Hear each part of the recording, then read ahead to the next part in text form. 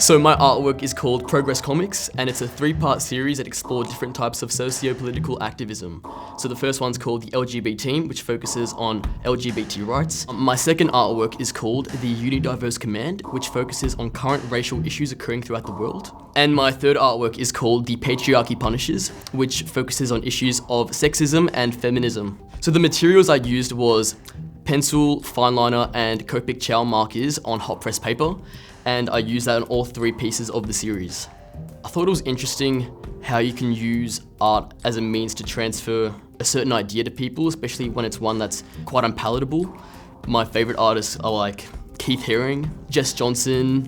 Frank Miller was a big inspiration for my art series, because his comic book art in the 80s specifically is what really drove me to use different kinds of methods with composition especially, and strong line work. I think that was really important.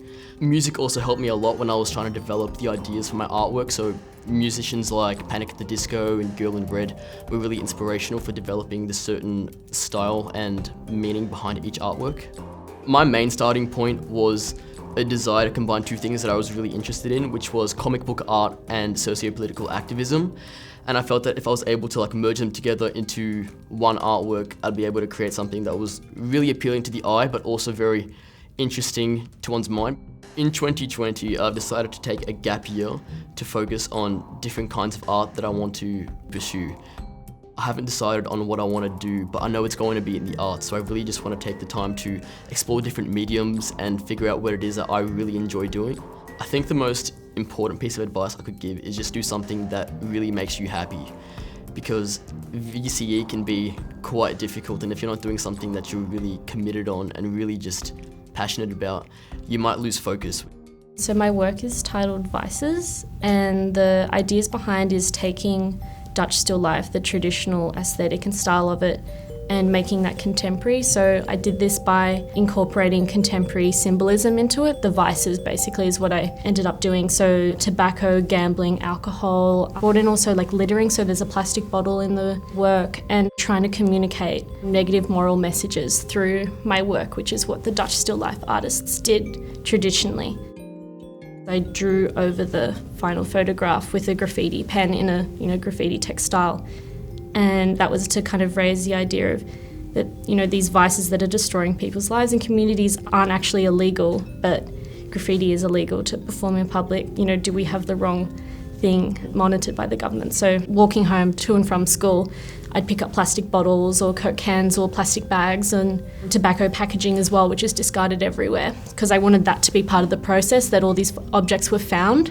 I collected those, and then I did multiple test shoots, creating a black fabric background in my house, and then setting it up and buying flowers and picking them and then arranging them and changing the positions and just shooting lots of photos over and over and over, and then editing and picking what I liked and then doing a final shoot. I got it printed professionally, and then over the top of that I had one shot at it because it was expensive to print too, and then got a large Copic marker, a really thick one, and drew over vices in a graffiti font that I had rehearsed over and over before doing it, but then tried to make it look like it had been organically done. I found it challenging using photography because my other work was painting, and that's my stronger art form, and it was difficult because it was such low light, because I wanted to create the dark Dutch still life style with the dark background and really kind of mysterious looking photographs. So making sure that it captured it and it was focused, because it was so dark it was hard for the camera to adjust light levels and things, which I had no experience in. At the moment, most of my inspiration comes from, I use Pinterest a lot. Fashion houses, couture shows and things that were from the 80s and the 90s. I find those particularly inspiring. I'm doing a Bachelor of Fashion Design this year at RMIT, and I think art will heavily shape it, because I discovered my interest in it from art. In year 12, because you're studying, you're doing all this content, using your folio time as a time to just kind of unwind and give your brain a break, and use your folio as your breaks possibly if you're studying, when you're getting to that closer end dates when things are compact and you don't have a lot of time. My work, Anamnesis, is a 3-faced portrait of my grandfather. It's made up of hundreds of thousands of little lines and aims to portray what Alzheimer's is like. All I used to make the artwork was just paper and some pencils. It took about, 15 or 20 hours. of just drawing straight lines. Trying to capture a mental health condition is pretty much impossible, so I just did it from my perspective, which is 3 faces on the one head to show 3 emotions in one person. I did photography on my grandfather to get different smiles and different emotions. Some of them were happy, some of them were not, and that basically just determined what I was going to use. For this particular artwork, I was inspired by my grandfather, looking at how he's going, and it's pretty sad. But in general, I like Ben Quilty as an artist. Yeah, he's just a great Australian artist and a role model for male Australians. I started with portraiture as a theme, and I was just drawing sketches of celebrities and common people. I knew that to make an impact in my folio, I needed to have a bit more meaning and some messages behind it. So then I thought my grandfather was obviously a very personal thing with me. I could see my grandfather's mind just shift in conversation.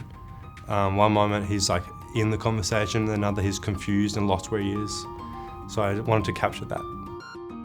But to create it, I firstly took photos, lots of photos, hundreds, and then photoshopped them together. And then I created a sort of surreal portrait of my grandfather and then drew it out, lots of lines. Well, recently I went to the Basquiat crossing lines, Keith Haring, right here, and I loved it. I thought it was great, but I prefer Basquiat out of the 2. I thought his childlike drawings are so cool. In 2020, I'm going to RMIT for business, majoring in marketing. And I love art, and maybe when I get some more money, I'll make it my main profession. The advice I would give, for Top Arts, you have to be unique, be different. I put a speaker on my folio. It's a greeting card, so when you open a card, like there's some annoying Christmas jingle. But I took that out and recorded my grandfather in it. I'm Norman McLean, and I am now 74 years old, and I have had a lot of experience in the world. I just was thinking, how can I make this an interactive folio, just make it a lot better than every other kid's. And I had just really deep meanings and messages, which is basically the aim of Top Arts. And then for study scores, just the exam. I didn't do very well in the exam, and I should have done lots more practices, but that's what happens.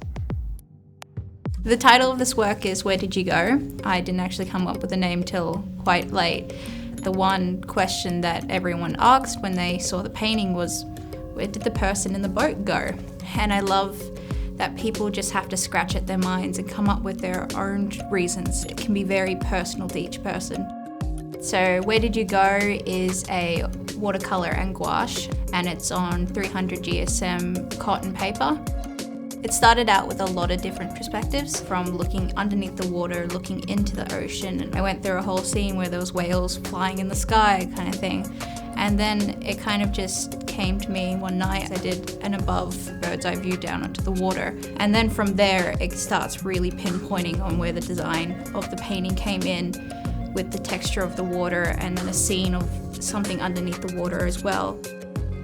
I started out with watercolor purely because it was easy to work with, and then the feeling of the pigment and the watercolor just going on that cotton paper, of not having control over what's happening in a way, it's just something really therapeutic about it.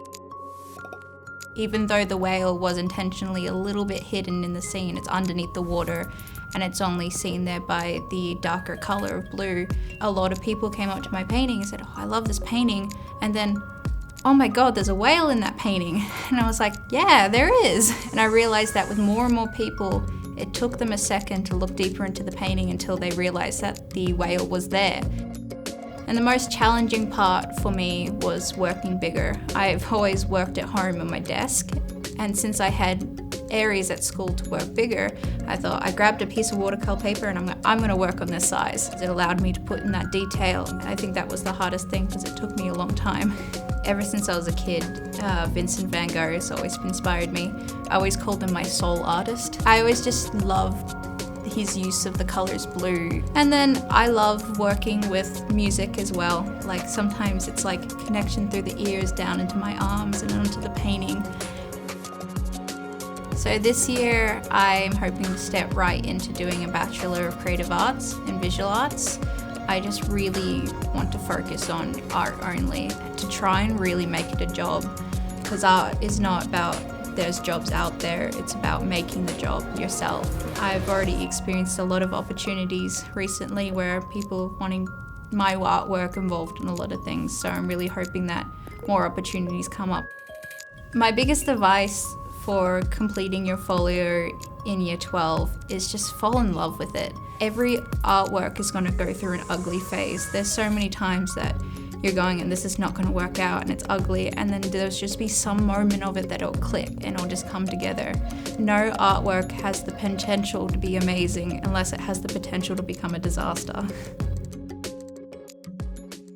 My work is called An Index of Childhood Memories, Anger and Intervention, and it's a collection of 32 fine liner drawings on cardboard pieces. I scanned them and printed them onto postcards and put them around the city, intervening with people's everyday lives and making them go out of their comfort zone and picking up a postcard off the ground in public. Half of them are about childhood memories and an age where I was untouched by racism. The rest of them are about things that I have experienced. I kind of realised how much racism there was at school and how it wasn't being dealt with. I used fine liner and a black calligraphy pen to get the square edge on the lines, and I used grey lead pencil for one of them. I didn't plan them, I just cut out like 30 pieces of cardboard and just drew, and I didn't judge myself, and I drew like messily, so they're kind of very raw and uncensored, and they're just kind of straight from my brain onto the piece of paper. So I found the set of drawers on the side of the road. They had the little labels on the front of the drawers, so that was just like luck, and it was so lucky. I listened to music from my childhood, artists like In Excess, Gurumul. I drew the Talking Heads song And She Was in a really stylised way, and then that kind of led to my style. I went to all the school strikes. I reckon they inspired me to pick a political topic and be an activist.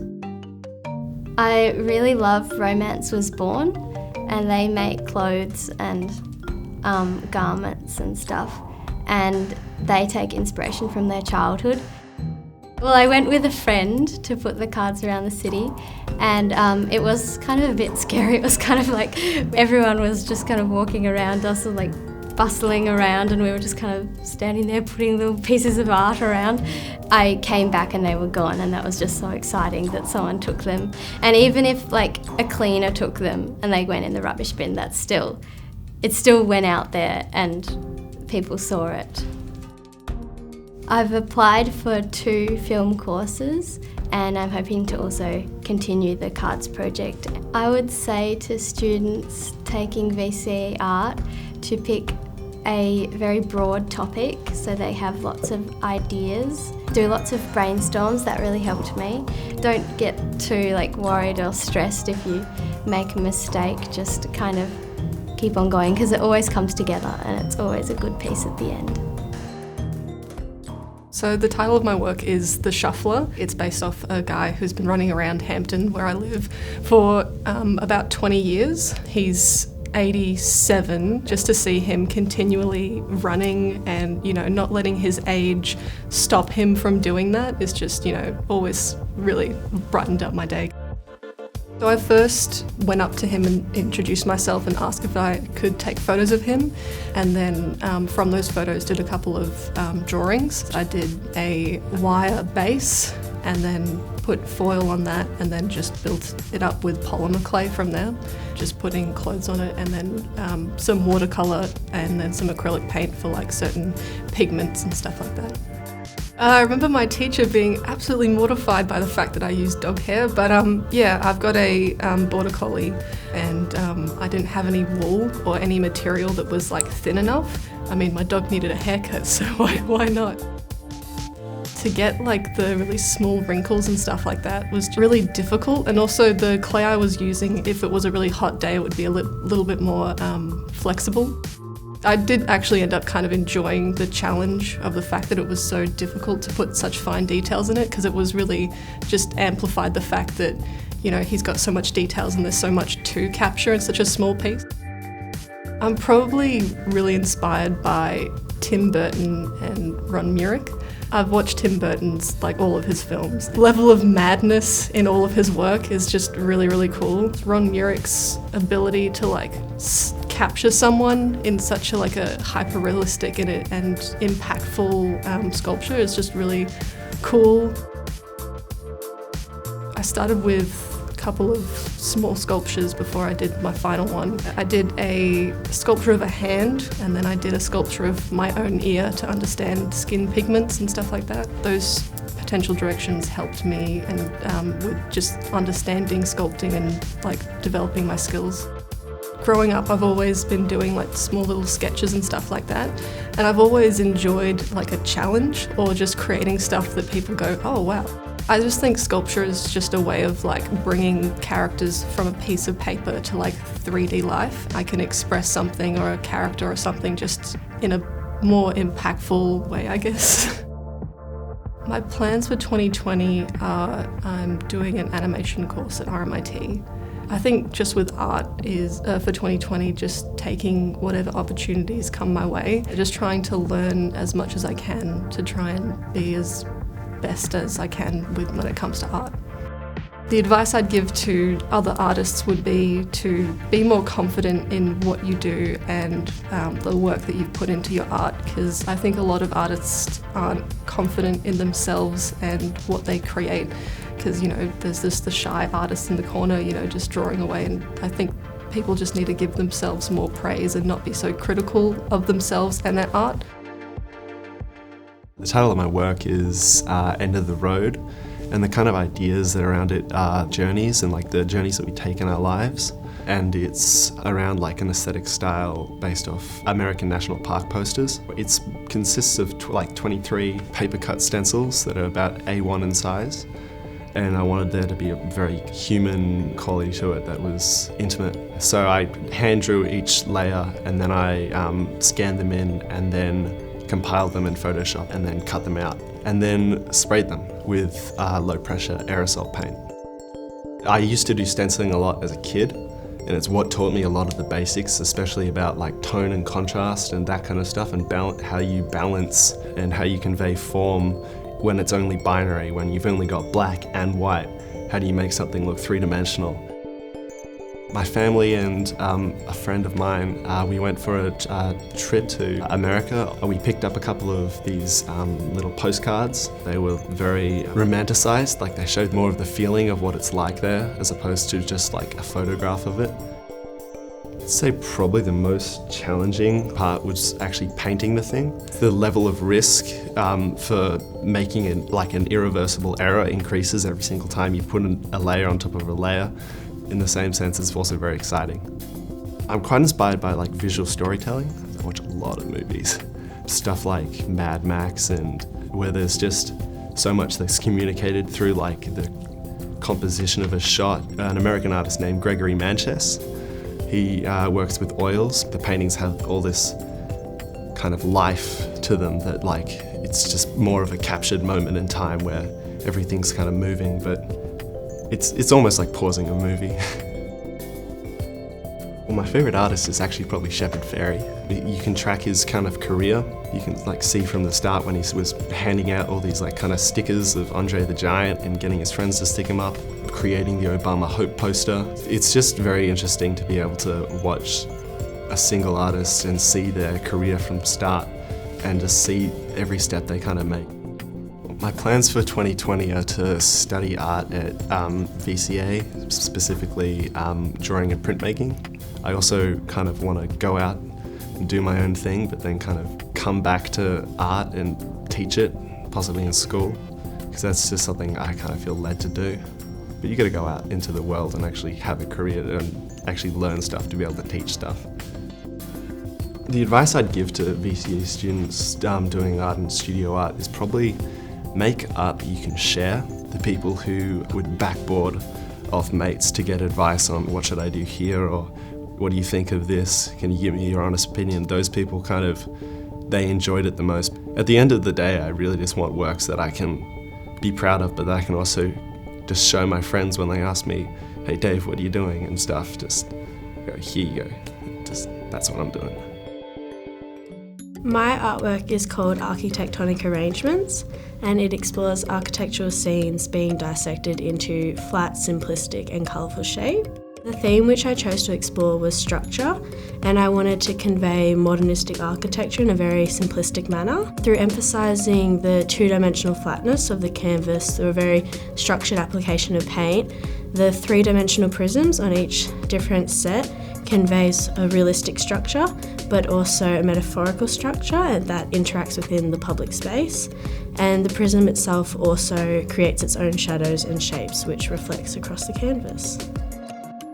I tend to like working with sets of 3, I've noticed. The materials which I chose to use was acrylic wall paint, and I chose 5 different colours for each one of different shades and hues of that colour to show the shadows and transition of hues. I decided to go with acrylic wall paint because I was able to create a very flat and smooth application, which I applied with a sponge roller brush. And then I painted it onto a wooden canvas as the material matched the prisms, which I made using a laser cutter at school to cut the different shapes, which I then stuck together and created the prisms.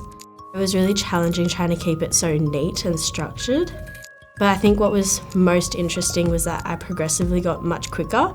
In Year 12, I really tried to create my own unique style. The starting point for my artwork was definitely architecture, as I'm quite drawn to shape and compositions. I explored a lot of different art movements, such as cubism, pop art, constructivism and geometric abstraction. I have lots of favourite artists, but I think Andy Warhol definitely stands out for me, as I've always loved artworks from the pop art movement, and I just think his use of colour and shape and pop culture subject matter really inspires me. And I think also how he created art that wasn't typically seen as traditional of his time. This year, 2020, I'm having a gap year, so deferring university for a year. I got into a double degree in arts and visual arts at Monash, and I'm planning to go travelling later in the year through Latin America, so that's very exciting. I think art will definitely always play a role in my future, as I am planning to study it at a university level. But I think just it's always been a passion of mine, and hopefully it's something I'll pursue in the future. Advice. I definitely think be creative and don't let the pressure of VCE hold you back. Ask lots of questions, listen to feedback, both the positive and the negative. But I think most of all, manage your time and stay on task, but also enjoy your final years at school. So the title of my oil painting is called The Cassetta. It deals with helicopter parents who are too controlling over their children. In order to depict that, I decided to cover the senses of my subject matter in the painting. So I began by covering the eyes with a sleeping mask, putting on a bowl as a helmet, a metal mask to cover her mouth, sleeping earplugs for her ear, and also gloves as a way to cover her hands for her touch. And the puppet is to symbolize the parent, because usually the puppet is controlled by the puppeteer, but I decided to reverse the roles and made the puppet control the puppeteer. I tried to use a traditional oil painting methods, which is different to what I usually like to do. So I painted on raw canvas, but instead of stretching the canvas, I decided to leave it as it is, because I felt like it created a childish aesthetic. The process began with photography, composing my composition, getting my subject matter. I transferred it to acetate, and then I projected the composition onto the canvas. I followed the traditional oil painting methods, starting from the back to front, darkest value to lightest value, adding detail after each session, slowly, using various brushes, bristle brushes to begin with, rough underpainting, and then sable brushes for delicate details as the painting progresses. starting the first stroke, that was very difficult. It was the first painting I did, but it was completely different to what I'm usually like to paint. A lot of things inspire me, but I would say new experiences create new emotions. And art is a very emotional subject, and from new emotions you could create new artwork. I have a lot of favourite artists, but I would say Caravaggio would be my number one. The way he composes his paintings to create a scene, his use of chiaroscuro is incredible. For 2020, I would like to study architecture at RMIT. The role of art will allow me to be bold and not be too restrictive in my creativity, and I think that would help with my architecture as well. I remember my teacher told me that year 12 is a year of laughs. It will fly just like that. And so enjoy year 12. Art is an emotional subject, and if you're happy, then the quality of your work will reflect that. You're happy, you will paint or draw or sculpt happy. My work is a charcoal animation titled Roots, and it explores the theme of cultural transmission. It really explores the importance of family bonds and relationships in passing down cultural heritage and identity from one generation to the next.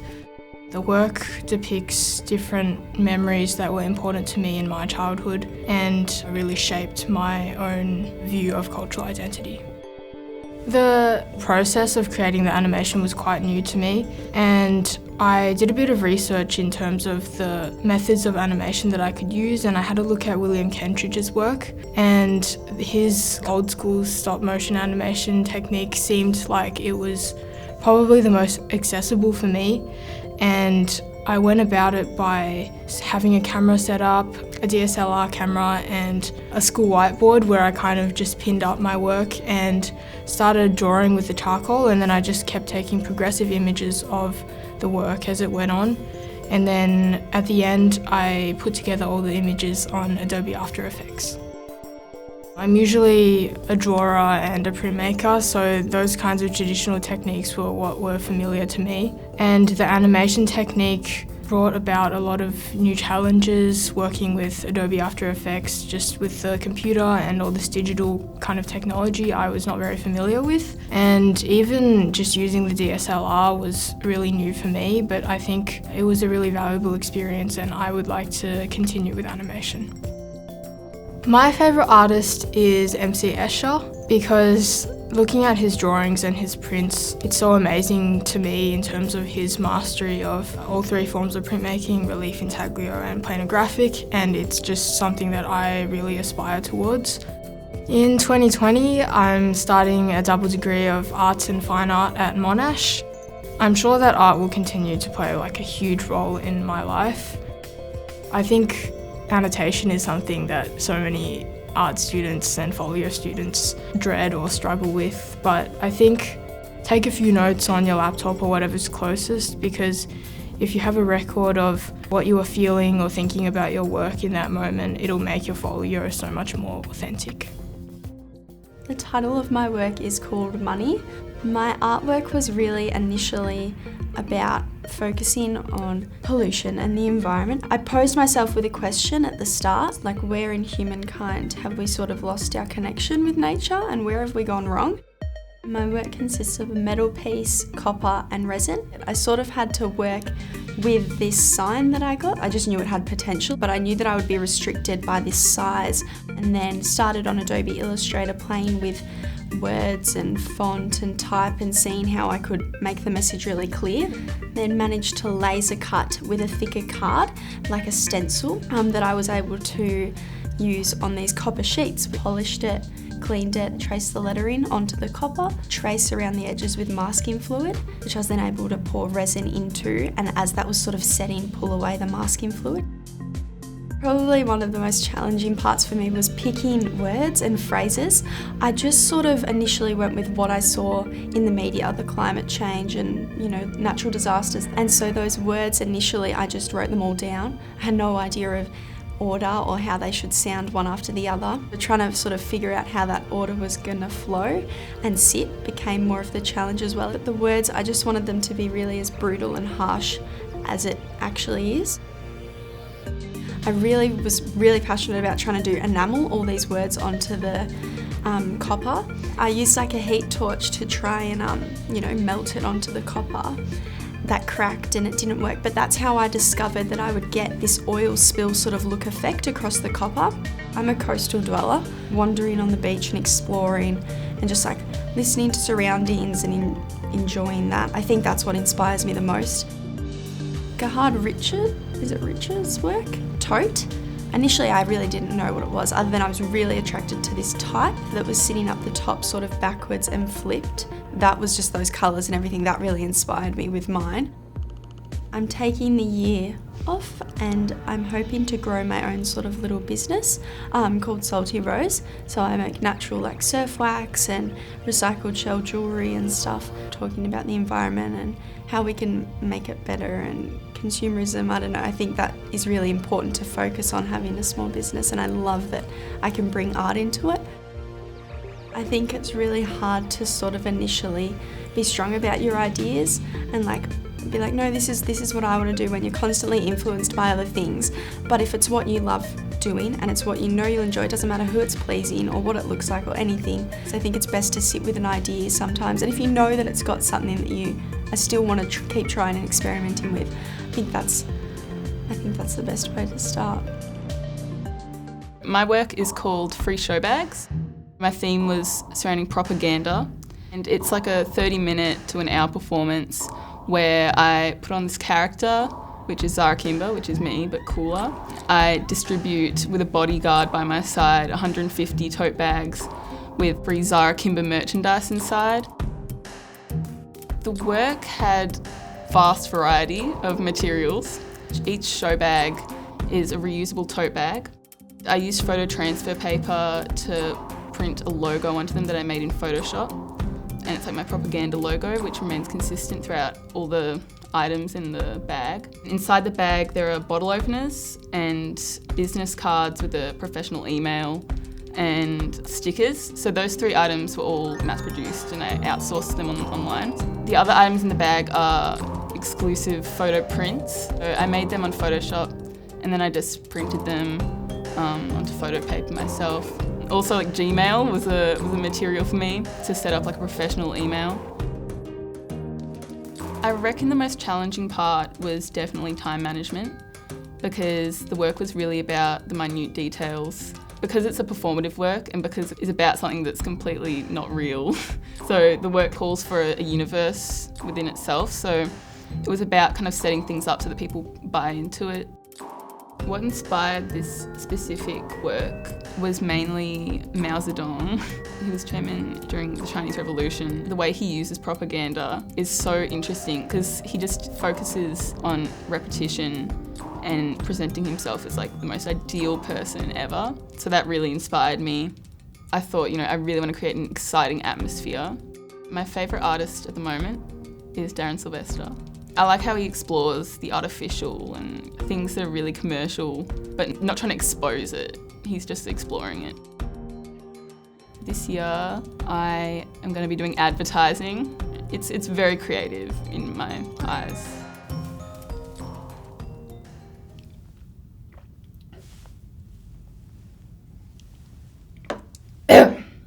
So, my advice for students would be to really work hard throughout the year. It's really important that students value their education, and I think that we should all just remember that studying and education is really important for all of us. I studied and it really benefited me in the future and where I am now. So if you want to be like me, I would really strongly recommend focusing on your study. It's really important. So yes, and stay healthy as well. Yeah, that would be my advice. Thanks. Are we done?